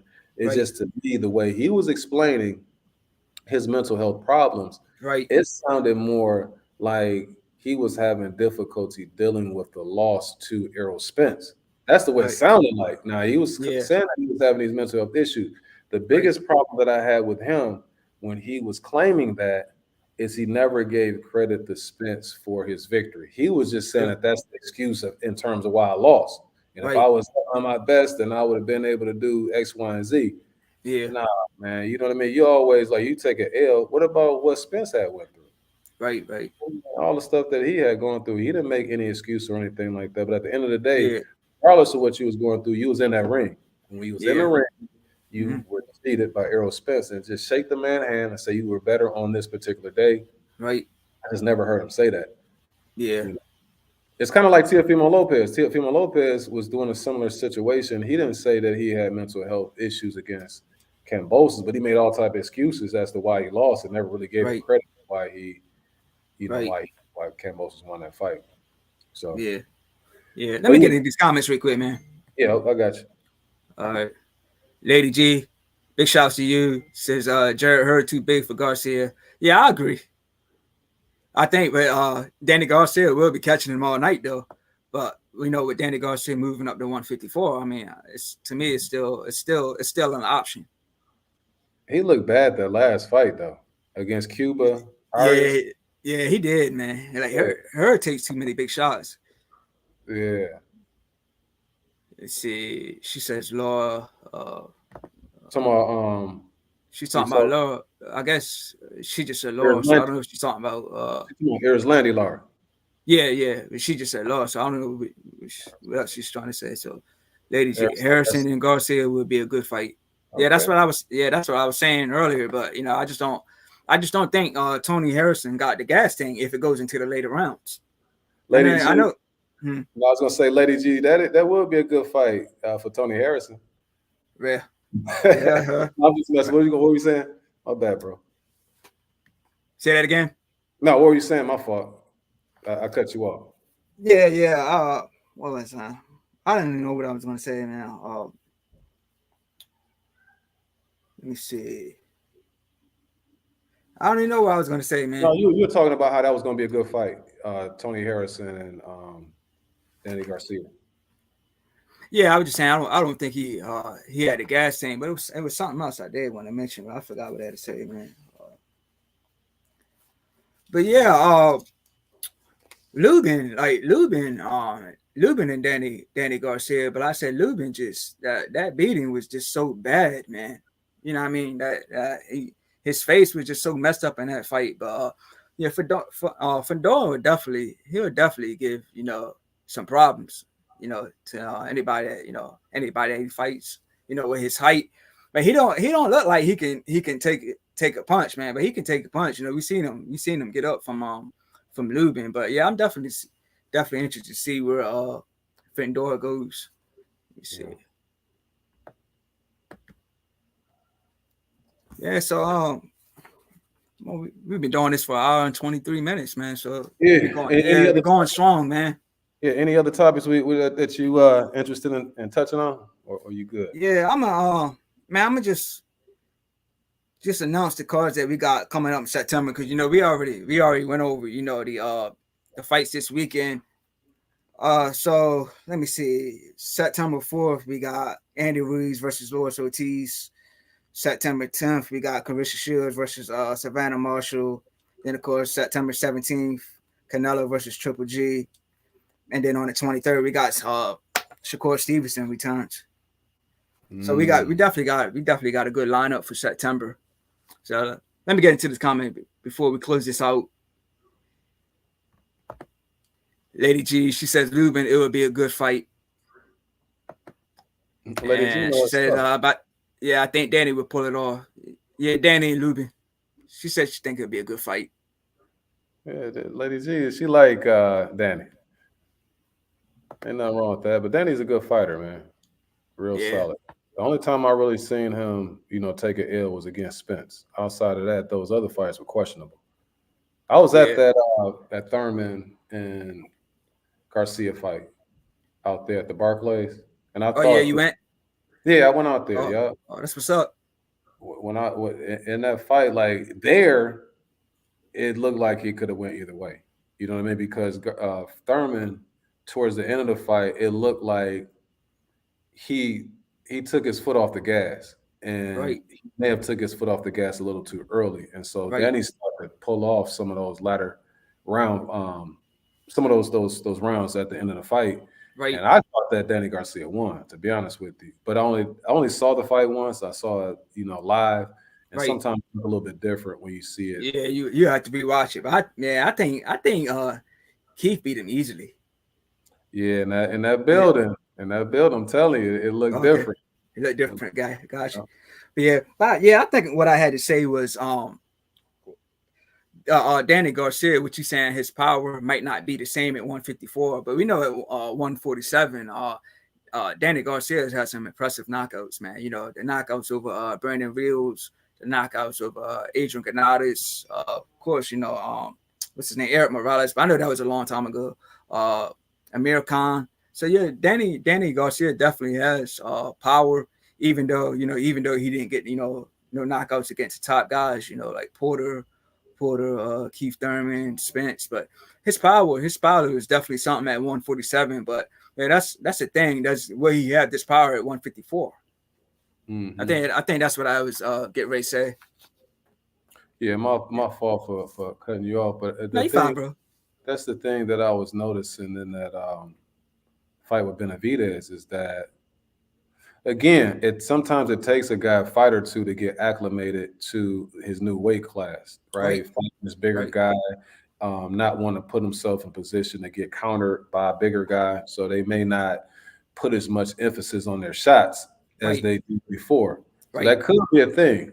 right, But if it's not, if the power that he had against Benavidez, if he's hitting like that against those other guys.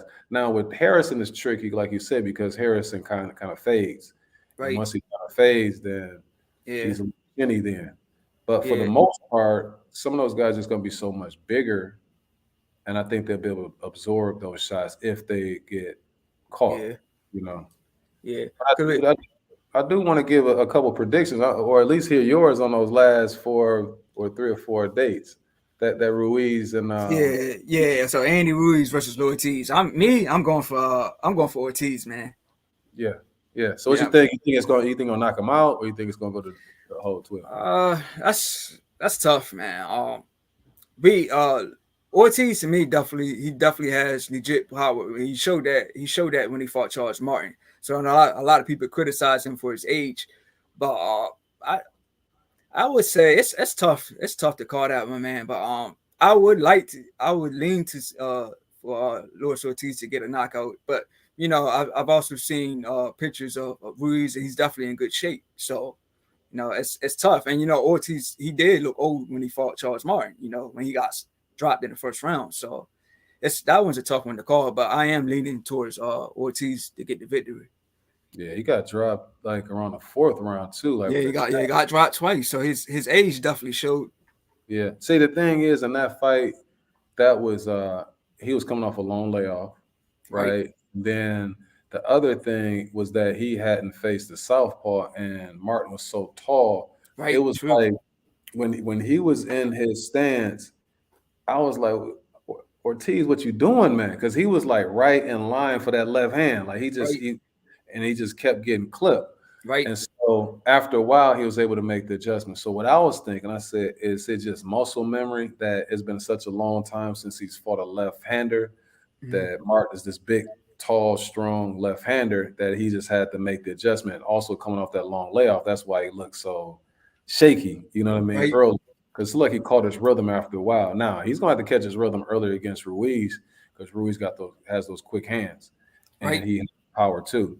But right, I think all in all, the reason why I'm leaning towards Ortiz is that I just have to go with the guy who's to me shown more discipline. Like right, Ruiz, right, you get the biggest win of your life, and you come in almost 300 pounds to right, defend your title, right, I got to go with the more proven commodity. right. I think Ortiz, he takes this serious, and then also I'm rooting for him because of the situation with his daughter too.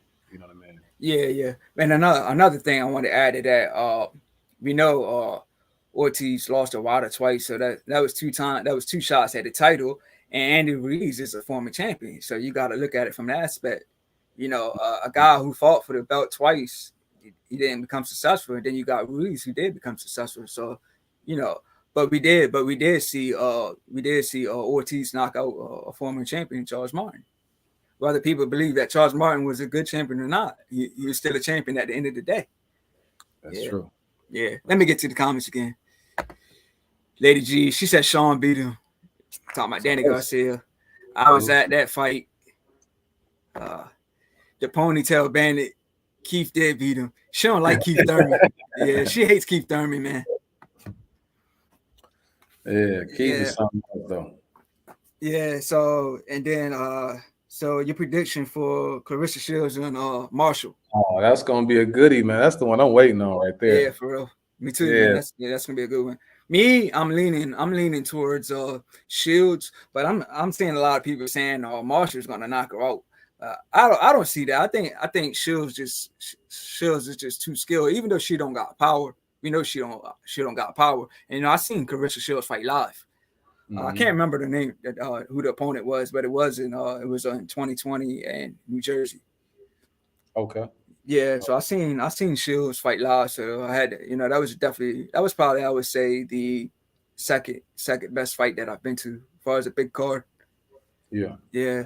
I, So I'm going with Shields as well. And the mm, reason why I'm mm, going with Shields is because of the fact that it's a couple of reasons. Marshall mm, is a bad girl though. I right, like watching her fight. I like how smooth she is. I like how she sets girls up for those power shots. She's just a cool customer inside the ring. I like her.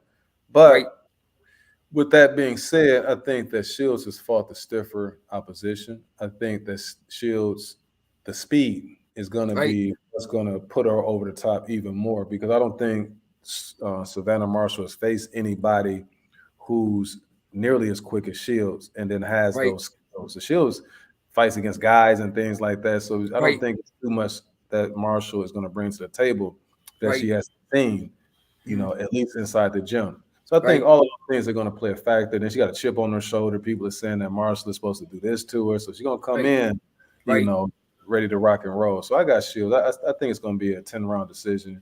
Yeah, Um, Hopefully, everything goes, and it don't even really matter. Like I know they're going to be in the UK and whatnot, right, but as long as we know who really won that fight, that's right. to me that's all that matters. Yeah, yeah. And I wanna add to that. Number everybody was saying that Shields and what's the name Hammer, the girl Christian Hammer or something. Everybody was gonna like that was gonna be like one of the best women fights, but Shield made that fight look easy, like easy, Mhm. easy. You know what I mean? Like she made easy work of Hammer. So Yeah. we know Shields is skilled. So then Canelo and Triple G. I'm going with Canelo, but you gotta look at it two ways. Canelo's coming off a beating against Bivol, and Triple G is coming off a decent stoppage. But of course Triple G is older. So I'm gonna go with Canelo in that fight. Oh yeah. I think Canelo Yeah, gonna dust Triple G off, man. I ain't gonna lie to you. I yeah, think this yeah. with Triple G. See, the Right, thing is, it's a couple ways you're gonna, like you said. I think that the loss though for Canelo's a mean dude, man. And so he coming off a loss, he wants to right, right that wrong. And then he right, don't like Triple G because he's saying that Triple G be saying little slick stuff that, right, when they get together, he don't be saying that, but he always say these little chide remarks. So right, he really has something against Triple G. And the other thing I think that he always held against Triple G is this. Remember when Canelo, he was doing a catchweight thing. So he right, was this guy, okay, I'll fight you at 154, I'll fight you at 155, or whatever he was doing. And right, then he ended up getting that victory. See, Canelo thought that he bought himself a little bit of time when he right, got the big victory over Cotto. And I think that was for like the middleweight belt, but it was a right, catchweight too, or something like right, that. right. But he got that victory. Mm, Immediately, Triple G was on his bumper. Triple G was like, "You need to fight me," so blah blah blah, this and that. And I thought that, like, when you win a big fight like that, sometimes you get maybe a soft touch or something like that after that. But Triple G Right. was on his helmet. And I Right. think that, and Triple G never really cared to fight anybody else but Canelo. That's the fight that he wanted. Right. So I think that deep down, and people said that Canelo was running from Triple G. They're like, you scared of Triple G. And that Right. always, mess with Canelo. Like, Mm. dude, I done fought Lara, I done fought Mayweather, I done fought this. This dude not fighting anybody. He just want to fight me. And Right. please give me some time to get adjusted to the middleweight division. But Right. people wasn't looking at it like that. So Yeah. that's the reason why he always held that grudge. And so I think that's the reason why he wanted to come back now and Right. go ahead and shut him up for the stuff that he said back in the day. You know what I'm saying? But we'll see. Yeah. I think that the biggest factor in this is going to be obviously Triple G is older. Triple G Yep. hasn't. See, the thing with Triple G, his limited amount of competition that he's faced, it Right. could be something that preserved him. Like he could be more preserved now, and he True. has a lot left in the tank, True. or it could be the fact that you're not sharpening your sword because you Yeah. fighting these other guys. And where Canelo's fighting the Billy Joe Saunders, he's fighting the Caleb Plants, he's Yeah. fighting all of these. Yeah. Yeah. Canelo's definitely got. He's definitely got the better resume. I mean, Triple G's fought some decent names too, but Canelo's definitely got the better resume. Of course, this loss to Bivol when him moving up in weight, but fighting guys at his weight, Canelo beat everybody. You know what I mean? But and then even with that being said, you go up to fight a 175-pound guy, and let's Right. say for instance, take that out the equation. He's still been fighting 168-pound guys. Right. So Triple G's been fighting at middleweight. Right. So to me now he's acclimated enough where he's used to tangling with bigger guys. Where once he, tangles with Triple G, it's not going to be as daunting as it was when he was fighting him when Triple G was the bigger guy. Now Canelo's the bigger guy. Right. So that's going to play a factor also too. So I think that this is going to end up in a stoppage. Yeah. I So like when he fought Crusher, he moved up and weight for that fight, right? he did. I So I thought mean, he stopped. He dropped Crusher. So in a he showed us what he can do moving up in weight. But I said Bivol was just a better fighter that night. yeah, he couldn't see. I thought that Kovalev took a bag. I was like, it didn't make sense the way Kovalev was fighting Right. Canelo that night. But Right. when I listened to now, either he's very convincing and he's lying, or he's telling the truth. Kovalev is saying that when he got the call to fight Canelo, it was right after he had faced the kid from the UK, Was it Anthony Yard? Anthony Yard. Remember, that was a knockdown drag out fight Right. that he had. And Mm-hmm. when he had the knockdown drag out fight against Yard, he only had a couple of weeks to prepare for Canelo. And so his Okay. body just wasn't adjusted. So he said that's the reason why I was looking like that inside the ring. But he was also saying that's the reason why he wasn't surprised that Bivol ended up beating Canelo, because he didn't have to go through anything like that. He's much fresher and he's much younger. So it makes sense. Yeah. Yeah, man. Far as Yard, man, he from what I remember, man, he got dropped by a jab in that fight. But like y'all, Yeah. y'all like he was in decent shape. Like I seen a lot of videos of him in training and stuff. But I was shocked to see him get dropped by a jab. Yeah. Yeah. But that was a good fight though, man. Yeah. You give him much of a shot against Better Beef? Who? Yard. Nah. Wasn't he just at the fight saying he ringside from one in the fight saying that he wanted to fight him or something like that? I know he always they're fighting. They're gonna fight. Nah. I don't give y'all the shot, man. I don't give him a shot. The fact that he got dropped by a jab. Let me get into the comments again and see. Yes. Lady G, Carissa is a very skilled boxer. True.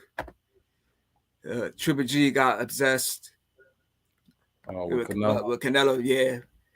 And she says, it's like he put his career on hold. It's like it's the only person he wanted to fight. Yeah. Yeah. Hey, man, was that the last one, or you want to? Yeah. It was Stevenson. I'm not sure what his opponent's name is. From what I remember, from what I know, he beat he lost to, I don't know if it was Valdez. Valdez. Yeah, Valdez. No. Yep. So Yeah, I'm gonna go for Stevenson, man. I'm gonna go for that's one Stevenson in of that the fight. fight. You know, Yeah, Ropes and Conceição was the gold medalist in the Brazilian games, like the Olympics, and yeah, he put Valdez out of the Olympics that time. That's the reason why Valdez wanted that rematch, but it was at the pro level. He was trying right. to get his revenge. But Yeah, Conceição, he's one of those guys. He's very unorthodox.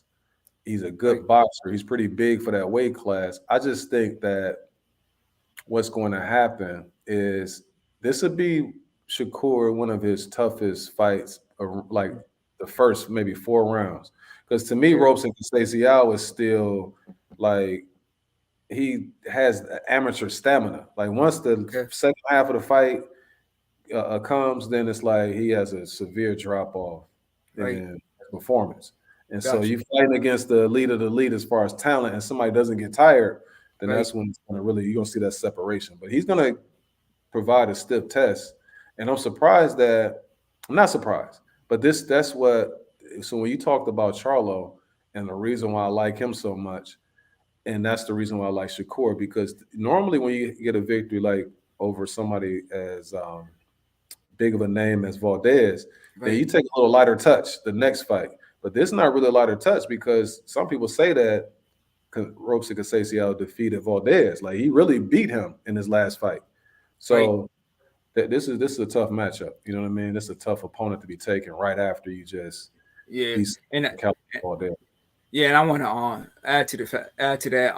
Shakur is fighting him in his hometown, so he might got a lot of pressure on him too. Yeah. Yep. Yep. It's in his hometown, Newark, New Jersey. You going to that one? Uh, I might not. Nah, probably not. Yeah, Yeah. but far as many like upcoming fights, man, it's nothing that I'm really far as like these big fights coming up, man. I'm not really going to anything. It is a local card coming up on the 17th, which is the same day as Canelo and Triple G though. So, but it's just a local pro card in Delaware that I might try to go to. Yeah. You wouldn't even Yeah, be interested in the Bronx Bomber on the 15th of October? Because they got it listed yeah, now. yeah, man. I think Wilder need a bigger name for me to go, man. Like maybe like Joshua or something. But yeah, no, not saying Helenas is not a good fighter, but yeah, that's not one I got. I just catch that one on TV. I got you. I got Yeah. Yeah, you. but the only fight that I went to, major card that I went to this year was Russell Mark Magasayo back in January. And Okay. so I felt bad for Russell, losing because everybody criticizes him for fighting once a year, but he went into that fight basically fighting with one arm, still went 12 rounds, so you know still a good fighter, man. But looks like Russ is going to be out for a while because he got surgery. He got surgery on his arm, and I recently saw him doing an interview, and he was saying that his arm still ain't doing so good. So he probably won't be back into the ring to next year sometime.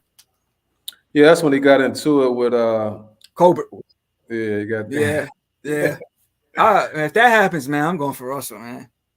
yeah, I think Yeah, I'm going for Russell. Cause Colbert got worked in his last fight, man. yeah, he did. He Yeah, he talked a got lot. worked. Yeah, he talked a lot Can't of be trash. talking like that. Yeah, he can't be talking like that and performing like Yeah, that. That's the yeah, thing. But now Russell's brother, what you think about Gary Antoine? yeah. We talked a lot about him on my last one. I don't think he's very technical, man. He's and they're since he's got all knockouts in his fights, but his last two fights, were controversial stoppages. So against Yeah, decent names, because Bartholomew was a former champion, and then Postal, that was in the last round, and it was only like, if I'm not mistaken, like 20 seconds, 30 seconds left in the last round, and the referee stopped that. yeah, And then with Bartholomew, he beat the count, he got up, he didn't show no signs of being hurt, and then the fight gets called off. So I can't say he's like top guy, but he has beaten the last two guys he's fought, but controversial endings, man. So I can't give Russell too much credit right now, but we'll see who his next opponent is. So here's the thing for me is that I think it goes both ways, right? Right, Where they they gave him obviously the benefit of the doubt in those two stoppages against Postal and then Bartholomew, right, but they didn't do him any favors when they had him fight those two guys because those are two guys a lot of people don't want to face. Like Bartholomew is very true. tricky, Yeah, and true. Postal, a lot of people don't want to have to go through him either, and he posed Right, a lot of problems even for like Josh Taylor, right. Ramirez. Like those were Hmm. some really close fights that he had against those guys. So. Yeah, Um, man. Russell's got he's got the youth too, mhm. and of course he's got the Russell brothers. He's all his family's all fighters. So all professional fighters, and I believe one brother's just a trainer. So he's definitely got a solid camp and solid team behind him. So that benefits him greatly too. Yeah. Yeah, Yeah, we'll see. But I think he can't. It's invaluable what he learned in those two fights against those two wily veterans that he just faced. So he'll use that, and it'll be a springboard for him to even get better than he is right now. yeah, I think. yeah, yeah, for sure. Yeah, man. We been doing this for hour and 45 minutes strong, man. So the first three podcasts I did them solo. So this one and the last one I did, episode 5 and episode 4, I got guests on. So big shouts to you, man, for coming on. And hopefully we can come on the next one.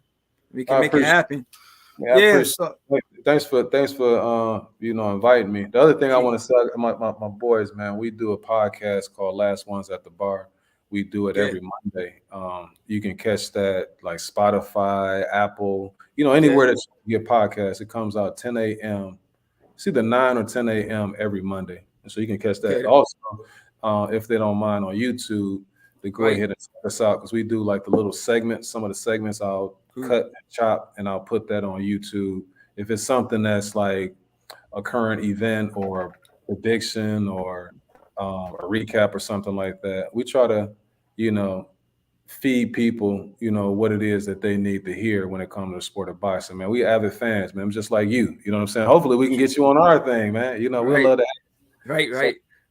So give everybody your podcast again so that I can tell them to subscribe. podcast is Last Ones at the Bar, just as All right, is. last ones at the bar. Big shout out to you for the podcast, man. Yes, sir. Shout out to my boys, man. Daniel Lee, Lavelle Jackson. Yeah, we try to be on there because these weeks, man, like it's been really some good boxing that's been out there. And we just Yeah, fans, you know what I mean? I've been right, watching the sport for a long time. right, I go back right, to Hector Camacho and right, you know right. Macho, all of them Yeah, dudes back in the day, man. So, you yeah. know, Man, I seen the Camacho son fight live. Really, oh, did you? he was the main event of the card, but he's not good as his father, man. Oh, yeah, Yeah, yeah, yeah. yeah, No, he's not good as his father for sure. Yeah, that's typically how it is, though. You know what I right, mean? right, It's hard to duplicate those legends like that. right, right, right. And then you got Chavez Jr. isn't good as Chavez Senior. Chavez Jr. is a terrible fighter, man. But the thing that you have to do to me, like if you cut from that cloth, is just don't tarnish the family name. Like Chavez Jr., he doesn't make weight. Right. He's out here partying and Right, all of that right. type of stuff. Come Yeah. on, man. Then you had Chavez, who his dad was at one of his fights, and he was disgusted. I can't remember which fight that was though, but he was in the crowd, shaking his head. Yeah, you Yeah. get this because you don't want to disappoint pops like that, especially when they're a Right, legend. You don't want to tarnish the name. Then, right, like I said, he's not making weight. right, Then he's out there. He's testing positive for these type of drugs. And come right, on, man. Like you got to right. take the game serious, man. Yeah, Also yeah, getting the silver spoon treatment when he's getting all of these different opportunities too. You know what I mean? right. So you got Yeah, to take that type of stuff. yeah. But no, Yeah, let yeah, me get into these last few comments and we'll close this one out. yes, sir. All right, Lady G, last one's at the bar. That's your name, right? Yes, Yep. ma'am. And also, Lady G, yeah, give us a like, and Yeah, subscribe, yeah. please. Subscribe to the channel for sure. Leave something for next week. She basically saying we chopping it up on this one, man. Yeah. Yeah, that's what I was telling you though. When I did episode 4, man, we chatted about so much, man. I couldn't even get across to all the subjects that I wanted to get into. So, let me see. Royal Finney, salute to you. Yes, sir. Yeah, so man, we'll close this one out, man. Hour and 50 minutes strong. Hey, give us your social media, man. Where can we find you at? Social media, is we on Instagram. Same thing. It's the same handle. Everything is last ones at the bar. Now we're not on Facebook or anything like that. It's just Instagram, Okay. Twitter, and things like that. One of the guys that it's three of us, right? And one he handles our social media handle as far as Twitter. So even when it comes to like some of the major fights, he'll give you like round by round breakdowns of what's going on. So we even do that sort of thing. So that's Twitter, last ones at the bar.